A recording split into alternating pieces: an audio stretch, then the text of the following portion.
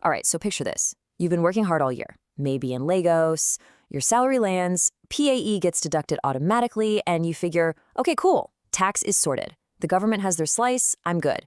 Then, bam, you hear that you still have to file your very own tax return by March 31st. And suddenly you're confused, probably a little annoyed, and you're thinking, hold on, is this a new tax or just more Wahala for nothing? So let me just ask you that straight up. Your employer took out the tax, so you're all done, right? Well, the answer, surprisingly, is no. And if that's news to you, you are definitely in the right place. Welcome back to the channel, finance people. If you are just fighting me, a hearty welcome from the JoshLM finance crew.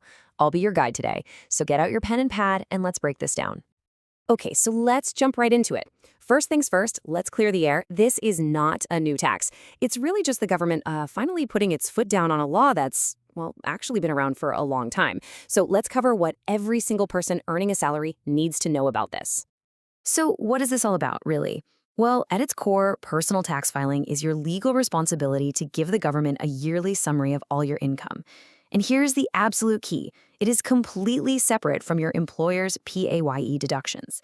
You know, the chairman of the Presidential Tax Reform Committee, Taiwo Oyedele, he even said that most of us think PAYE means I'm done. And that is the huge misunderstanding we need to sort out today. Just take a look at this number, less than 5%. According to reform officials, this is allegedly the compliance rate for personal tax filing in many states. I mean, that is incredibly low.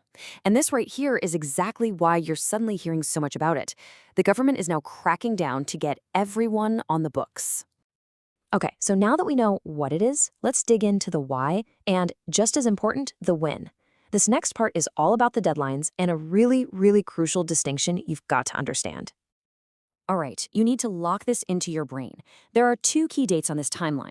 By January 31st, your employer files their reports on employee earnings. That's their job, not yours. But by March 31st, you, as the individual, have to file your personal income tax return for the year that just ended. Let me say it again. March 31st is your deadline. It's your personal responsibility. So you might still be thinking, but why do I have to file again if tax was already taken out? And that's a totally fair question. Think of it this way. PAYE only covers your main salary, and your employer does it for you. Your personal filing, on the other hand, covers all your income streams, and it's something you have to do. And when we say all income, what are we actually talking about? Well, it's pretty much what it sounds like. Do you have a freelance gig or a side hustle? Are you renting out a property? Did you make some profit trading stocks or crypto? Maybe you even had 2 or 3 different jobs in the last year. But government wants the full picture, and this tax return is how you give it to them. All right, let's get serious for a moment. Because I know it can be tempting to hear all this and just, ignore it. But I'm telling you, that is a really bad move. Let's talk about the very real risks and why this is a much bigger deal for your finances than you might realize. First up, you've got the immediate penalties. We're talking fines that can start in the tens of thousands of naira. On top of that, if you owe anything, interest starts piling up. And honestly, it just puts a big red flag on your name for a potential tax audit in the future. It's just not worth the stress. Now, this slide right here, this is the real game changer. Your tax identification number, your bank verification number, your BVN, and your national identity number are all becoming more and more connected. This is creating a permanent digital trail, making your tax history a core part of your financial ID. And hey, speaking of building a solid financial future, if you're getting any value from this, please just take a quick second to hit that like and subscribe button. We are on a mission to get to 1,000 subscribers, and your click really helps us bring more content like this to you. Thanks a bunch for that support. And because of that digital link we just talked about, the long-term consequences can be pretty serious. I mean, imagine trying to apply for a loan for a car or a house, or processing a visa application, or even just trying to access certain financial services and you get held up because of a messy tax record from years ago. This is absolutely one of those little things you do now to avoid a giant headache later. Okay, enough of the scary stuff. The good news is this is totally manageable. You don't need to panic. So let's pivot from the problem to the solution. Here is your simple, stress-free guide to getting this done and dusted. We can really break this whole process down into 3 simple steps. Step 1, get your tax identification number, or TIN, if you don't already have one. Step 2, gather up your documents, and we'll talk about which ones in a second. And Step 3, file online. Most states now, like Lagos with its LARS portal, have online platforms that make this way easier than it used to be. So, what should you actually have on hand? Think of this as your filing toolkit. You'll want to grab your pay slips, maybe some bank statements for reference, any rent receipts if you have them, because that can provide some relief, and of course, a simple record of any of that side income we mentioned. Having this stuff ready to go just makes the whole process so much smoother.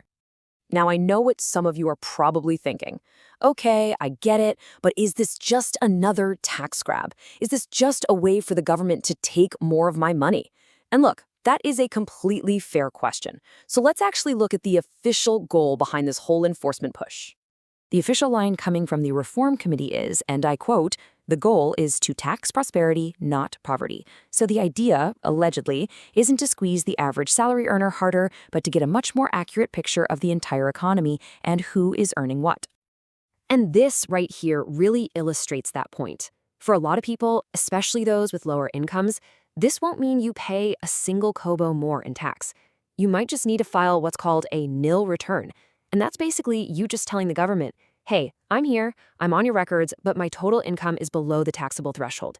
It's more about transparency and data than just grabbing cash. So, the stated goals are pretty clear. Broaden the tax base so it's not just a small group paying for everything, reduce that over-reliance, and use technology to make it all easier to comply with. Now, you can be skeptical about all that, that's fine, but the bottom line for you and me is that compliance is no longer really an option. So, let's end on this question. Knowing that your tax record is now a permanent, digital part of your financial identity, what's your next step going to be? Are you going to get organized and get it filed, or just kind of wait and hope for the best? It's definitely something to think about. And of course, just a quick disclaimer, all of this is for educational purposes.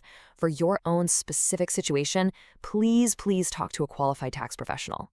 Thank you so much for watching. Please share it with someone you love, and I'll see you in our next video. Cheers!